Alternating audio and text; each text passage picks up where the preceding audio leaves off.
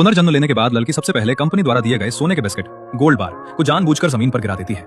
जैसा उसने सोचा था वैसा ही होता है। टकराते ही उस पर से काला रंग झलकने लगता है और सबको पता चल जाता है कि वो नकली है। सहकर्मी हैरान रह जाते हैं। पिछले जन्म में कंपनी ने उसकी बेहतरीन परफॉर्मेंस के लिए सालाना समारोह में उसे 1 किलो सोने का बिस्किट इनाम में दिया था। मासूम लड़की उसे असली समझ बैठी। उसने खुशी खुशी ये बात अपनी माँ को बताई। माँ इतनी खुश हुई कि चोरी के डर से हर रात उसे अपने पास रखकर सोती थी। लेकिन 1 साल बाद माँ को गंभीर बीमारी हो गई। ऑपरेशन के पैसों के लिए लड़की जब उस सोने को गिरवी रखने गई तब पता चला कि वो नकली है और उसमें हानिकारक धातुएं मिली हुई हैं, जिन्हें लंबे समय तक पास रखने से नुकसान हो सकता है। गुस्से में लड़की मालिक के पास पैसे वापस मांगने गई, पर मालिक ने उल्टा उस पर झूठा आरोप लगाकर उसे जेल भिजवा दिया। जेल में ही उसे माँ की मौत की खबर मिली और दुख में उसकी भी जान चली गई। फिर वो दोबारा 1 साल पीछे उसी समय में जागती है जब सालाना समारोह होने वाला होता है। इस बार वो सब समझ चुकी होती है।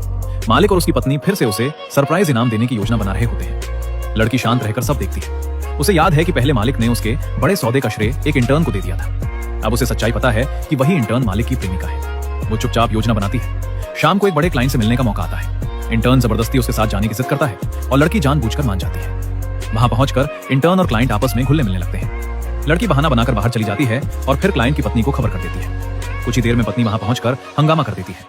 लड़की सबूत के तौर पर वीडियो भी बना लेती है। अगले दिन कंपनी के समारोह में लड़की पत्रकारों को भी बुलाती है। जब मालिक उसे बदनाम कर नौकरी से निकालने की कोशिश करता है तो लड़की सबके सामने वीडियो चला देती है। मालिक और उसकी पत्नी की सच्चाई खुल जाती है। माहौल बदल जाता है और मालिक तुरंत अपनी बात पलट देता है। फिर वही 1 किलो सोने का इनाम मंच पर लाया जाता है। इस बार लड़की जानबूझकर उसे गिरा देती है। रंग उखड़ जाता है और पता चल जाता है कि वो असली सोना नहीं है। वो सबके सामने समझाती है कि असली सोने का रंग, गंध और घनत्व अलग होता है, ये नकली है। पत्रकार और कर्मचारी भी सवाल उठाने लगते हैं। मालिक बहाने बनाने लगता है पर सच सामने आ चुका होता है।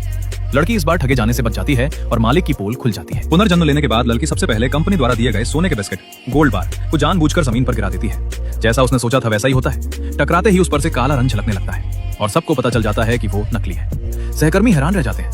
पिछले जन्म में कंपनी ने उसकी बेहतरीन परफॉर्मेंस के लिए सालाना समारोह में उसे 1 किलो सोने का बिस्किट इनाम में दिया था। मासूम लड़की उसे असली समझ बैठी। उसने खुशी खुशी ये बात अपनी माँ को बताई। माँ इतनी खुश हुई कि चोरी के डर से हर रात उसे अपने पास रखकर सोती थी। लेकिन 1 साल बाद माँ को गंभीर बीमारी हो गई। ऑपरेशन के पैसों के लिए लड़की जब उस सोने को गिरवी रखने गई तब पता चला कि वो नकली है और उसमें हानिकारक धातुएं मिली हुई हैं, जिन्हें लंबे समय तक पास रखने से नुकसान हो सकता है। गुस्से में लड़की मालिक के पास पैसे वापस मांगने गई, पर मालिक ने उल्टा उस पर झूठा आरोप लगाकर उसे जेल भिजवा दिया। जेल में ही उसे माँ की मौत की खबर मिली और दुख में उसकी भी जान चली गई। फिर वो दोबारा 1 साल पीछे उसी समय में जागती है जब सालाना समारोह होने वाला होता है। इस बार वो सब समझ चुकी होती है। मालिक और उसकी पत्नी फिर से उसे सरप्राइज इनाम देने की योजना बना रहे होते हैं। लड़की शांत रहकर सब देखती है।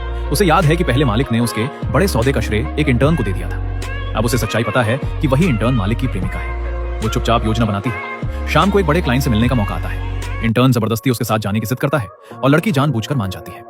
वहां पहुंचकर इंटर्न और क्लाइंट आपस में घुलने मिलने लगते हैं। लड़की बहाना बनाकर बाहर चली जाती है और फिर क्लाइंट की पत्नी को खबर कर देती है। कुछ ही देर में पत्नी वहां पहुंचकर हंगामा कर देती है।